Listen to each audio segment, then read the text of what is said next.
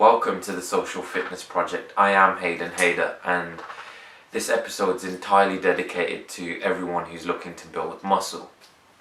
I started weight training when I was around 16 years old, and my initial motivation to lift weights was to improve my performance in Greco-Roman wrestling. Whilst I was Greco-Roman wrestling, I was facing guys who were 10, 11, 12 years older than me, so I felt the need to get stronger to improve my performance. So I started when I was 16 years old, and I'm 24 now. So if you can imagine, that's a hell of a long time to be lifting weights. I've spent such a long time in the weights room.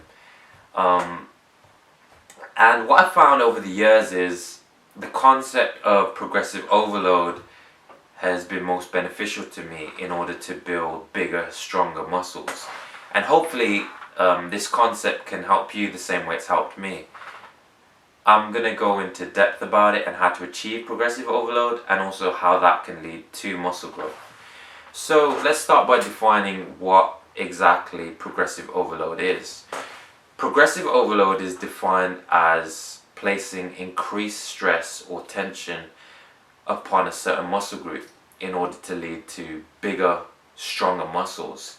So in simpler terms, it practically means just taking our bodies outside of its comfort zone in order to trigger muscle growth. So I've come up with 5 ways in which we can achieve progressive overload, which will in turn lead to muscle gain. Number 1 is to increase resistance, or increase the weight we're using. For example, if we're benching 100 kg, the following workout we can come back and attempt and go for 110 kg or 120 kg, and this added weight, this added resistance will increase stress and tension upon the chest, which will achieve progressive overload and in turn lead to bigger, stronger muscles. So that's one way to achieve progressive overload. Number 2 is to increase our reps, and we'll stick to the bench press example to keep things simple. So if we're doing 10 reps on 100 kg on the bench, the following workout we can attempt 13 reps, 14 reps, possibly 15 or 16 reps on the 100 kg. And once again, that will place increased stress and tension upon the muscle group, which will in turn lead to muscle gain, the concept of progressive overload. So the third way in which we can achieve progressive overload is to increase the sets. If we're doing 3 sets of 100 kg on the bench, the following workout we can go for maybe 5 sets or 6 sets to achieve the progressive overload. Number 4 is to increase the frequency we train a particular muscle group.